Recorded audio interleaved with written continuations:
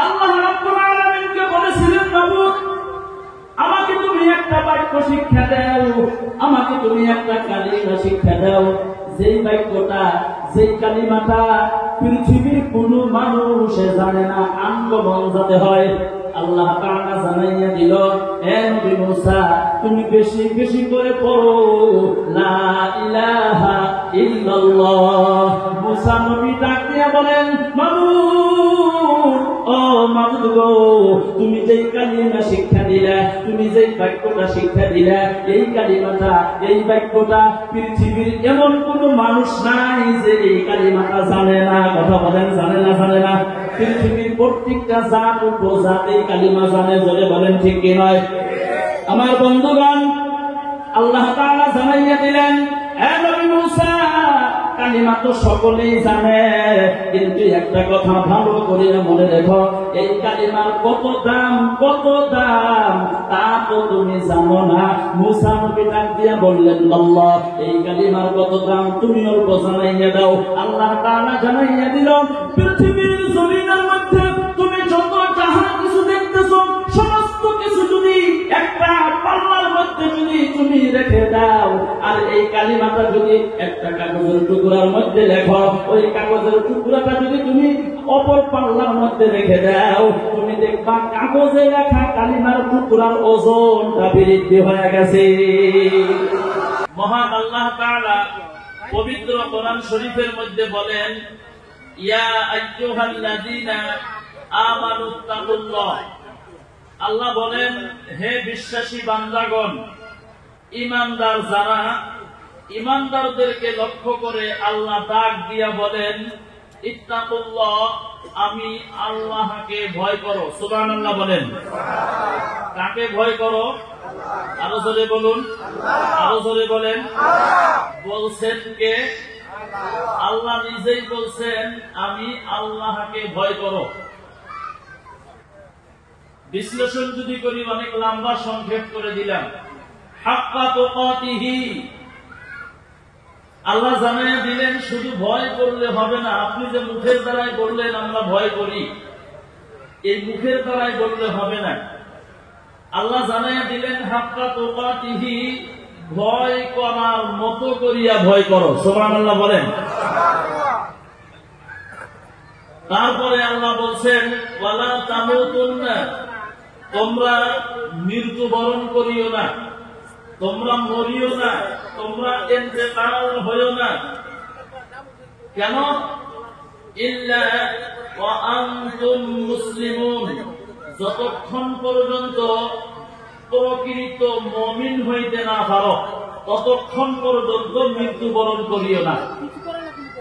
হাদিস শরীফ থেকে তেলাওয়াত করেছি, যার অর্থ আপনারা সকলেই জানেন। মান বানা লিল্লাহি মাসজিদান বানাল্লাহু লাহু বাইতান ফিল জান্নাহ। আল্লাহ নবী বলছেন, আপনি যদি দুনিয়ার জমিনের মধ্যে একটা মসজিদ নির্মাণ করেন, আল্লাহর ঘর যদি আপনি নির্মাণ করেন, একটা ইটার দ্বারাই হোক, একটা টাকার মাধ্যমে হোক, 10টা টাকার মাধ্যমে হোক, আল্লাহর ঘর যদি আপনি নির্মাণ করেন, আল্লাহ তাআলা জান্নাতের মধ্যে আপনার জন্য একটা বালাখানা বানায়া দিব। সুবহানাল্লাহ। বাড়িতে গিয়ে বলবেন, এখানে পয়সা পয়সা জমা করেন, একটু চিল্লাইয়া বলেন সুবহানাল্লাহ। দ্বিতীয় নম্বর হাদিস, লা তাআতানি মাখলুকিন ফি মাসিয়াতিল খালিক। আল্লাহকে অসন্তুষ্টি করে ভিন্ন কারো মত নিয়ে চলা বিলকুল হারাম। এই হইল হাদিস এবং কোরআনের সংক্ষিপ্ত তরজমা। আসেন এবার সংক্ষিপ্ত অল্প সময় আলোচনা করি। 1 ঘন্টা সময় আলোচনা করব, দিবেন আমাকে আপনারা? কথা বলেন। 1 ঘন্টা সময় দিবেন? একটু জোরে বলেন না ভাই, আওয়াজ বোঝা যায়। দিবেন না? ভাবতেছেন হুজুর নামে না কে? ভাই দেওয়া যাবে 1 ঘন্টা? আল্লাহ কবুল করেন, বলেন আমিন। না খারাপ পাইতেছেন আবার আমার কথা? খারাপ পাইলে কি বলবেন যে খারাপ পাই? এক ধর্ম সবাই যা বলছি, ভাই খারাপ পাইতেছেন? পিছন থেকে একটা লোক দাঁত কিরমিরাইয়া বলে, আমি মনে মনে ভাবলাম এটা তো ভালো খারাপ পেয়েছে তিনি পরে ভালো করে খবর নিয়ে দেখলাম মানুষটা তার বাড়িতে তার স্ত্রীর সাথে রাগারাগি করে ধর্মসভায় এসে, মানে বাড়িতে তো বাড়িই নাই, ধর্মসভায় এসে আমারই সাথে রাগ করে। এবার রাগারাগি তো নেই ভাই, ভাই এবার রাগারাগি আছে কি? আল্লাহ কবুল করেন, বলেন আমিন। আর মহব্বতে বলেন আমিন। আর চিল্লাইয়া জোরে বলেন আমিন। আমার বন্ধুগণ, বয়ান আরম্ভ করার আগে আমি একটা কথা আপনাদেরকে বলি। ভাই আগে এই সাউন্ডটা একটু বাড়াইয়া দেন না, একবারে কমিয়ে দিয়েছেন কে? সামান্য বাড়াইয়া দেন। আগে সাউন্ডটা ভালো ছিল, পরে আইলে দিলে হবে।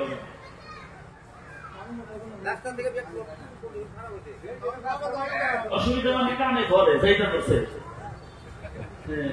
দুঃখ বোঝায় না।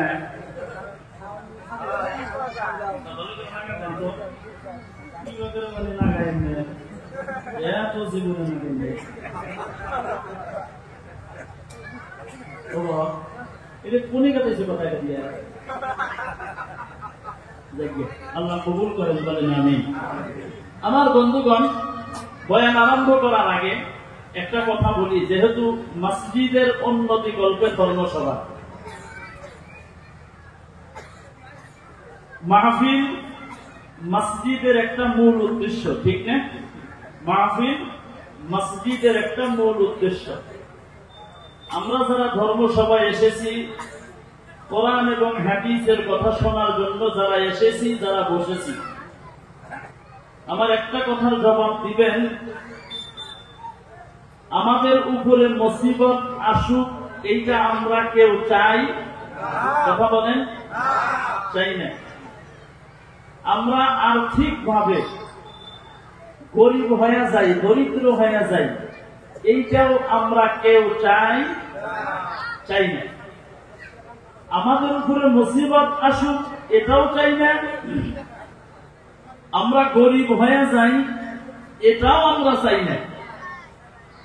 তাহলে এই দুই জিনিস থেকে বাঁচার রাস্তা কোনটা? এই দুই জিনিস থেকে, মুসিবত থেকে উদ্ধার হওয়ার জন্য, গরিব থেকে মালদার হওয়ার জন্য একটাই পথ, একটাই রাস্তা, সেটা হলো আল্লাহর রাস্তায় দান করা। সুবহানাল্লাহ বলেন। আল্লাহর রাস্তায় দান করা। আল্লাহ নবী সাল্লাল্লাহু আলাইহি ওয়াসাল্লাম বলেন, হাদিসে কুদসি, আল্লাহ রাসূল বলেন, তোমরা বেশি বেশি খরচ করো, আমি আল্লাহ তোমাদের উপরে খরচের ব্যবস্থা করে দিব। সুবহানাল্লাহ বলবেন না? আল্লাহ নবী বলছেন, তোমরা বেশি বেশি খরচ করো, আল্লাহ তোমাদের উপরে খরচের ব্যবস্থা করে দিব। পানি দেখবেন উজান থেকে বাটির দিকে যায়, তাই না? আপের উপরে যদি ছাইরা দেন ডাউনের দিকে যাইব। বরফ দেখবেন তার গুণ হইল ঠান্ডা, আগুনের গুণ হইল গরম। তদ্রূপ মালের গুণ, টাকার গুণ, পয়সার গুণ হইল খরচ হওয়া। হাসান রাদিয়াল্লাহু তাআলা আনহুকে প্রশ্ন করা হলো, মাল খরচের সীমা রেখা কি? হাসান রাদিয়াল্লাহু তাআলা আনহু বললেন, লা খায়রা ফিল ইসরাফ ওয়ালা ইসরাফা ফিল খায়র। লা খায়রা ফিল ইসরাফ, আল্লাহর সন্তুষ্টির বাইরে খরচ করলে কোনো ভালাই নাই, কোনো বরকত নাই, কোনো ফায়দা নাই, কোনো লাভ নাই। ওয়ালা ইসরাফা ফিল খায়র, ভালোর রাস্তায় যত দিবেন সব ভালো, সব কামিয়াবি, সব ফায়দা হবে। আল্লাহ নবী সাল্লাল্লাহু আলাইহি ওয়াসাল্লামের নিকটে একজন সাহাবী আসলেন। সাহাবী আয়েশা বলেন, হুজুর, আমি অত্যন্ত গরিব মানুষ, আমার কাছে টাকাও নাই, পয়সাও নাই, আমি চলতে পারি না, আমি বসতে পারি না, আমি খাইতে পারি না, একটা বস্তু লক্ষ্য করবেন, সমাজে যদি মাল কম থাকে, কোন একজন ব্যক্তির যদি টাকা পয়সার দিক দিয়ে আর্থিক সাইডে যদি গরিব হয়, ওই মানুষটাকে বহুত মানুষ এমনও আছে ইজ্জত সম্মান সমাজের ভিতরে বর্তমান জামানায় কম দেয়, ঠিক না? একজন মানুষ অত্যন্ত ধনী মানুষ, টাকা পয়সা অট্টালিকা মাল দৌলত বাড়ি গাড়ি কোনো জিনিসের অভাব নাই, মানুষটা যদি অশিক্ষিত হয় তারপরেও দেখবেন তার সমাজের মধ্যে সম্মান আছে। একটু জোরে বলেন, ঠিক না? আমার বন্ধুগণ, আল্লাহর নবীর কাছে একজন সাহাবী আসলেন, আয়েশা বলতেছেন, হুজুর আমি অত্যন্ত গরিব মানুষ, আমি বসলে উঠতে পারি না, উঠলে বসতে পারি না, একদিন খাইলে 2 দিন না খাইয়া থাকা লাগে, একদিন যদি হাজিরা করতে না পারি, কামলা দিতে না পারি, আমার সংসার চালানো তামাম কষ্ট হয়। হুজুর আপনি তো বিশ্ব নবী, আপনি তো আল্লাহর নবী, আপনি তো নবীদের নবী, আপনি তো ফেরেশতাদের নবী, নবী মুহাম্মদুর রাসূলুল্লাহ সাল্লাল্লাহু আলাইহি ওয়াসাল্লাম, আপনি যদি একটু দোয়া করেন নিশ্চয় আল্লাহ তাআলা আপনার দোয়া কবুল করবেন, আমাকে কি জানি আল্লাহ মালদার বানায়া দিবেন। আল্লাহর নবী দোয়া করলেন, কিছুদিন যাইতে না যাইতে দোয়া করার আগে বললেন, তোমার জন্য দোয়া করার কোনো প্রয়োজন নাই। একটু মনোযোগ দিবেন, তোমার জন্য দোয়া করার কোনো প্রয়োজন নাই। হুজুর কি করবো তাহলে? বলে তুমি বেশি বেশি করে আল্লাহর রাস্তায় দান করো, আল্লাহ তোমাকে ধনী বানাইয়া দিল। সাহাবী চলে গেলেন, আল্লাহর নবীর কথা মানতেই হবে, দান করবো কি দিয়া? দান করার মতো কিছু নাই, বাড়িতে যাহা কিছু ছিল আজকে একটু, কালকে একটু, পরশু একটু, তারপরে একটু, একটু একটু করতে করতে করতে করতে আল্লাহ তাআলা ওই সাহাবীর দান আল্লাহ কবুল করিয়া দিলেন। চিল্লাইয়া বলেন সুবহানাল্লাহ। আমার বন্ধুগণ, আল্লাহ তাআলা ওই সাহাবীর দান কবুল করিয়া নিলেন। সাহাবী আস্তে আস্তে এত ধনী হয়ে গেল, এত মালদার হইয়া গেল। ও মুসলমান বন্ধুগণ আমার, একটা সময় এমন হয়ে গেল ওই সাহাবীর টাকা খাওয়ার মতো মানুষ নাই। ওই সাহাবী গরিব মিসকিনকে টাকা দিবে এমন কোন গরিব মিসকিন রাস্তার মধ্যে পায় না। আমার বন্ধুগণ টাকা সাথে করিয়া নিয়া বাড়িতে বাড়িতে ঘোরাফেরা করা আরম্ভ করিয়া দিল। আমার বন্ধুগণ, কিন্তু এমন ব্যক্তি বাহির হইতেছে না ওই সাহাবীর টাকা কোন ব্যক্তি নিব, এত ধনী হয়ে গেল। আমার বন্ধুগণ, হাদিসের মধ্যে পাওয়া যায় আল্লাহর নবী সাল্লাল্লাহু আলাইহি ওয়াসাল্লাম বলেন, দুনিয়ার জমিনের মধ্যে যখন কিয়ামত হয়ে যাইব, হাসরের মাঠ যেদিন কায়েম হব, আল্লাহ তাআলা যেই দিন হিসাব নেওয়া আরম্ভ করিয়া দিব, যারা জান্নাতি আল্লাহ তো তাদেরকে জান্নাতে দিয়ে দিব, যারা জাহান্নামী হবে গো আল্লাহ তাদেরকে জাহান্নামের দিকে পাঠাইয়া দিব। আমার বন্ধুগণ, কিন্তু আল্লাহর নবী বলেন, কঠিন কিয়ামতের দিন, মুসিবতের সময় ধনী মানুষের চাইতে গরিব মানুষ 500 বছর আগে আল্লাহ তাআলার জান্নাতে চলিয়া যাইব।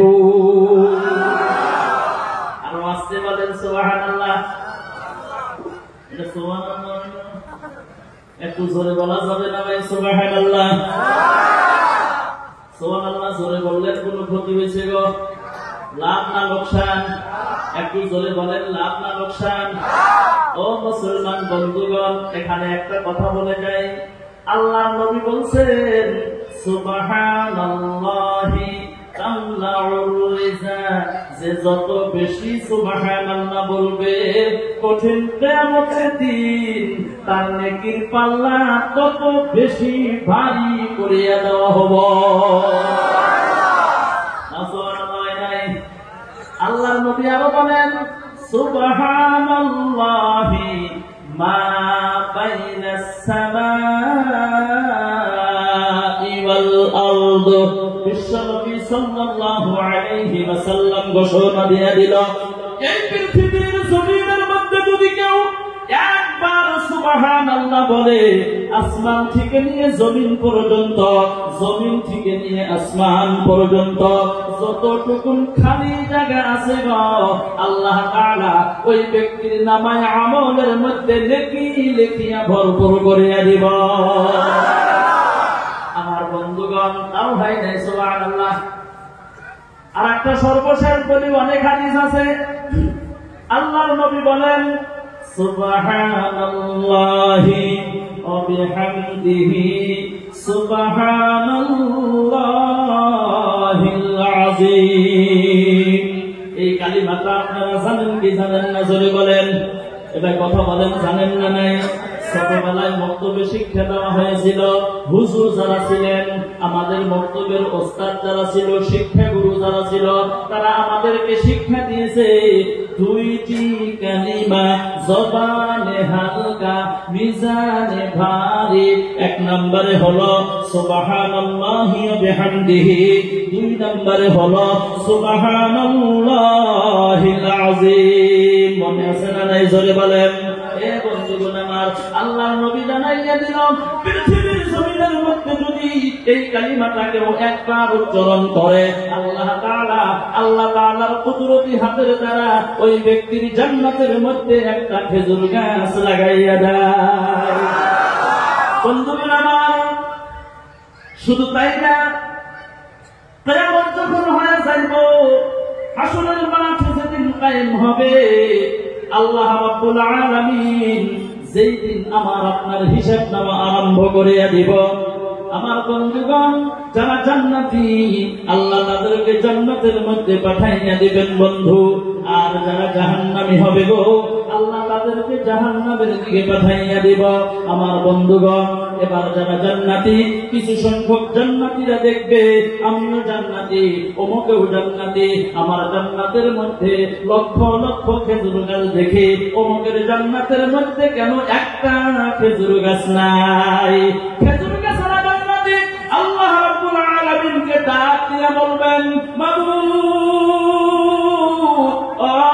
মাবুদ গো, আমি তো জান্নাতি, আমার সঙ্গে অমুকেও জান্নাতি, কিন্তু আমার জান্নাতের মধ্যে লক্ষ লক্ষ খেজুর গাছ দেখি, অমুকের জান্নাতের মধ্যে কেন একটা খেজুর গাছ নাই? খেজুর গাছওয়ালা জান্নাতের সাথে আল্লাহ তাআলা জবাব দিয়া বলবেন, না দেখবেন জান্নাতের সাথে আল্লাহ জবাব দিয়া বলবেন, এ বান্দা, দুনিয়ার জমিনের মধ্যে আমার রাসূল বলেছিল, দুনিয়ার মধ্যে আমার হাবিব ঘোষণা দিয়েছিল, আমার পবিত্রতা যদি কেউ একবার উচ্চারণ করে, আমার পবিত্রতা কেউ যদি একবার আলোচনা করে, আমার পবিত্রতা কেউ যদি একবার বিশ্লেষণ করে গবেষণা করে, আমি আল্লাহ আমার কুদরতি হাতের দ্বারা ওই ব্যক্তির জান্নাতের মধ্যে একটা খেজুর গাছ লাগাইয়া দেই। এরে বান্দা, দুনিয়ার জমিনের মধ্যে তুমি আমার কথা বেশি বেশি করে স্মরণ করেছিলা, আমার পবিত্রতা বেশি বেশি করে আলোচনা করেছিলা, আমার পবিত্রতা বেশি বেশি করে গবেষণা করেছিলা, সেই জন্য আমি আল্লাহ তোমার জান্নাতের মধ্যে লক্ষ লক্ষ খেজুর গাছ লাগিয়ে দিয়েছি। জোরে বলেন সুবহানাল্লাহ। লা ইলাহা ইল্লাল্লাহ। জোরে জোরে লা ইলাহা ইল্লাল্লাহ। আরো জোরে লা ইলাহা ইল্লাল্লাহ। জোরে লা ইলাহা ইল্লাল্লাহ। হয় আরো জোরে লা ইলাহা ইল্লাল্লাহ। বলো লা ইলাহা ইল্লাল্লাহ। কালিমাটা খারাপ না ভালো গো? এই জোরে বলেন, কালিমাটা ভালো না খারাপ? তাহলে এত আস্তে বলেন কেন? তাহলে একটু জোরে বলি, লা ইলাহা ইল্লাল্লাহ।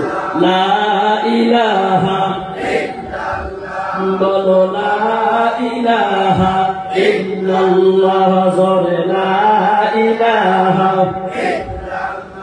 বলো লা ইলাহা ইল্লাল্লাহ। জোরে লা ইলাহা ইল্লাল্লাহ। লা ইলাহা ইল্লাল্লাহ। হাজার দিলে আছে আমার আল্লাহর ভয়, যার দেহলে আছে আল্লাহর ভয়, যার দেহলে আছে আল্লাহর ভয়। আল্লাহ আল্লাহ সব সময়, যার দেহলে আছে আল্লাহর ভয়, যার দেহলে আছে আল্লাহর ভয়। আল্লাহ আল্লাহ সব সময়, তাহার নীতিরা ভালো লাগে না এই দুনিয়া, ভালো লাগে না, ভালো লাগে শুধু ইল্লাল্লাহ বলো লা ইলাহা, জোরে জোরে লা ইলাহা, জোরে লা ইলাহা বলো লা ইলাহা ইল্লাল্লাহ, লা ইলাহা লা ইলাহা ইল্লাল্লাহ মুহাম্মাদুর রাসূলুল্লাহ। সকলেই বলেন সাল্লাল্লাহু আলাইহি ওয়াসাল্লাম। এ মুসলমান বন্ধুগণ আমার, তাহলে জোরে বলেন সুবহানাল্লাহ, বলা লাভ না লোকসান? আমরা সকলে জোরে জোরে বলবো, বলেন ইনশাআল্লাহ। আমি ইনশাআল্লাহ ভাবতেছি ইনশাআল্লাহ জোরে বলে যদি হুজুরে দেখা যায়, একটু জোরে বলেন ইনশাআল্লাহ। ইনশাআল্লাহ বলার লাভ আছে। ও মুসলমান বন্ধুগণ আমার, ধরে নেন এই গান্ধীনগরের একজন গরুর ব্যাপারী সিন্নিতলা বাজারে যাইতেছে গরু কেনার জন্য। কথা বোঝা যায় তো ভাই? গান্ধীনগরের গরুর ব্যাপারী সিন্নিতলা বাজারে যায় গরু কেনার জন্য। এই মুরব্বী হুজুরের সাথে রাস্তার মধ্যে সাক্ষাৎ হয়ে গেল। হুজুর সালাম দিয়ে মুসাফা করিয়া বলে, ব্যাপারী ভাই কোথায় যাও? বলে গরু কেনার জন্য যাই। গরু কেনার জন্য যাও? ইনশাআল্লাহ তো বললাম না। গরুর ব্যাপারী ডাক দিয়ে বলে, আমার টাকা দিয়ে আমি গরু কিনবো, ইনশাআল্লাহ কেন বলবো? হুজুরের মনে মনে শরম পাইলেন, কারে কেজি গাইলাম, যাও গরু কিনতে যাও, যাও না যাই গরু কেটে আমার কি হবো? এটা কবো না মানুষে। গরু কেনার জন্য বাজারে গেলেন। একটু জোরে বলবেন, গরুর বাজারে পকেট মার বেশি থাকে না কম থাকে গো? আল্লাহ বলেন বেশি না কম? বন্ধুগণ আমার, গরুর ব্যাপারে যাইয়া একটা গরু পছন্দ করিয়া ফেলাইছে। আমার বন্ধুগণ পকেট মার নতুন প্লেট কিনা নিয়া পাঞ্জাবির পকেট কাইটা টাকা ব্যক্তি নিয়ে গেছে। গরুর ব্যাপারে জানে জানে না। এবার গরুর দাম দর মিটান হয়ে গেল, পয়সা দেওয়া লাগে। গরুর মালিক বলেন, ব্যাপারী ভাই তাহলে টাকা দেন। টাকার জন্য যখন পকেটের মধ্যে হাতটা ঢুকাইয়া দিল, বন্ধুগণ আমার, হাতটা খালি নিচের দিকে যায় আর যায়, যায় আর যায়, যায় আর যায়, হাত আর থামে না। ব্যাপারী মনে মনে ভাবতেছেন, পকেট এত লম্বা হইল কেন? এত পকেট লম্বা তো আমার না। ভালো করে লক্ষ্য করিয়া দেখে বন্ধুগণ আমার, পকেট মার পকেট কাইটা টাকা নিয়ে গেছে। গরুর ব্যাপারে জানেন না, মানুষটা বগা ছিল, কালা কুকুর হয়ে গেছে গা। আমার বন্ধুগণ, গরুর মালিক ডাক নিয়ে বলেন, ব্যাপারী ভাই কালা হইলেন কেন? এই টাকা হারাইছে ইনশাআল্লাহ। কখন না ইনশাআল্লাহ? এই কথা কয়া বাড়ির দিকে রওনা। হুজুরের সাথে রাস্তায় আবার সাক্ষাৎ। মনে মনে ভাবতেছেন গরু কেনার জন্য গেল, গরু কই? গরু তো দেখি না, জিগাই তো। সালাম দিয়ে মুসাফা করিয়া বলছেন, ব্যাপারী ভাই গরু কই? বলে গরু কিনি না ইনশাআল্লাহ। এবার তখন কই না ইনশাআল্লাহ, এখন বলে ইনশাআল্লাহ। কারণ কি? আবার বলছেন কিসের জন্য কেন নাই? ওই টাকা হারাইছে ইনশাআল্লাহ। কিভাবে হারাইছে? ওই জানি না ইনশাআল্লাহ। এখন কই যাও? ওই বাড়িতে যাই ইনশাআল্লাহ। বাড়িতে যাই কি করবা? রাগ উপনামে কথা বলেন। গরুর ব্যাপারে মেজাজ গরমে দিকে টাকা হারাইছে, গরু আরম্ভ করছে। কি করি করবো? রাগে সাথে কি করি করবো? ইনশাআল্লাহ। তারপরে ইনশাআল্লাহ সারান নাই। বন্ধুগণ আমার, কথাটা আমার না, হাকিমুল উম্মত আশরাফ আলী থানভী রাহমাতুল্লাহ আলাইহি মুসলমানের হাসি নামক একটা কিতাবের মধ্যে ঘটনাটা উল্লেখ করেছেন। আমার বন্ধুগণ, এই ইনশাআল্লাহ যদি তুমি আগেই বলতাও, কি জানি তোমার টাকা হারাইতো। চিল্লাইয়া বলেন সুবহানাল্লাহ, আরো জোরে বলেন সুবহানাল্লাহ। আমার বন্ধুগণ, প্রত্যেকেই আমরা ইনশাআল্লাহ জায়গায় ইনশাআল্লাহ বলবো, বলে ইনশাআল্লাহ। খারাপ পাইতেছেন আপনারা? মুসলমান বন্ধুগণ আমার, চলে আসেন সাহাবীর নিকটে। মনে আছে? মনে আছে? আল্লাহর নবীর সাহাবী তামাম ধনী হইয়া গেল। মনে আছে গো? কথা বলেন, মনে আছে? মনে রাখা রাখবো। তামাম ধনী হইয়া গেল। টাকা দেওয়ার জন্য গরিবের কাছে যায়। একটা গরিব মানুষ রাস্তার মধ্যে পায় না। কিসের জন্য? গরিব ছিল, আল্লাহর রাস্তায় বেশি বেশি খরচ করেছে, আল্লাহ তাকে তামাম ধনী বানাইয়া দিছে। টাকা কাউকে দেয়, কেউ নেয় না, যাকে দেয় সেও নেয় না, এত ধনী হয়ে গেল। আল্লাহর নবী বলছেন, গরিব মানুষ ধনী মানুষের চাইতে কত বছর আগে জান্নাতে যাইব? 500 বছর আগে জান্নাতে যাইব। এই হাদিসটা নজরে পড়ে গেল। চিন্তায় মাথা ভালো লাগে না, টেনশন টেনশন টেনশন আর টেনশন। আমি তো তামাম ধনী হইয়া গেছি, জান্নাতে যাইতে আমি তো অনেক পাশে বইয়া যাইতেছি, আমি তো জান্নাতে পাশে যাইতে চাই না। এই ধনী থাইকা লাভ নাই, আমি আগের মতো গরিবই থাকি তাও ভালো, কারণ জান্নাতে আগে যাইতে পারো। আল্লাহর নবীর কাছে চলে গেলেন, নবী গো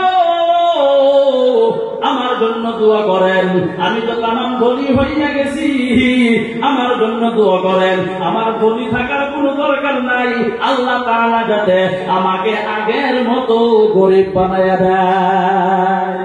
ও মুসলমান বন্ধুগণ আমার, আল্লাহর নবী বললেন, তুমি বাড়িতে চলে যাও, তোমার জন্য দোয়া করা লাগবে না, তোমার জন্য দোয়ার কোনো প্রয়োজন নাই। বলে কি করব? আজকে থেকে তুমি আল্লাহর রাস্তায় দান খয়রাত করা তুমি বন্ধ করিয়া দাও, তুমি দেখবা অটোমেটিক গরিব হয়ে যাইবা। চিল্লাইয়া বলেন সুবহানাল্লাহ। এই কথা কি বোঝা গেল? দান করলে বরকত দেয় কে? আল্লাহ বলেন। দান না করলে বরকত উঠায় নেয় কে? এবার বলতেন, হুজুর আঙ্গুর অঞ্চলে তো অনেক মানুষ আছে, ধনী মানুষ, কোটিপতি, অট্টালিকা, অভাব নাই, জীবনে তুই 1 টাকাও দান করেন না, জীবনে কোনদিন মসজিদে গিয়ে আসার করেন নাই, সেজদা দেন নাই আল্লাহকে, কোনদিন 1 টাকা খয়রাত করেন নাই, খারাপ একটা রাস্তার সাইডে মতে, তাও না হুজুর 3 তলা বিল্ডিং উপরে 7 তলা ঘর বাইরে করে দিয়েছে, একটা এমপি পান্ডা ছিল, 2টা হয়েছে, একটা মোটর সাইকেল ছিল, এখন রয়েল ফ্ল্যাট কিনছে না কি জানলাম কয়। আগে টাটা সুমো ছিল, হেটা বাদ দিয়ে এখন হুজুর ব্রেজা কিনছে, ব্রেজা বাদ দিয়ে টাটা ন্যাকজন কিনছে, বলে হেটাও বাদ দিয়েছে, ভালো লাগে না। নোভা কিনছে, হেটাও ভালো লাগে না। এর থেকে মার্সিডিজ গাড়ি আরো দামি কি গাড়ি আছে ওইটা কিনছে। তাও তো না হুজুর কত ধনী, 1 টাকা জীবনে দান করলো না, কোনোদিন খয়রাত করলো না, খারাপ থেকে মতে কোনোদিন মসজিদে গিয়ে একটু নামাজ করলো না, তাও তো এত ধনী আমার বন্ধু। কিন্তু তার মধ্যে বরকত, কথা বলেন বরকত।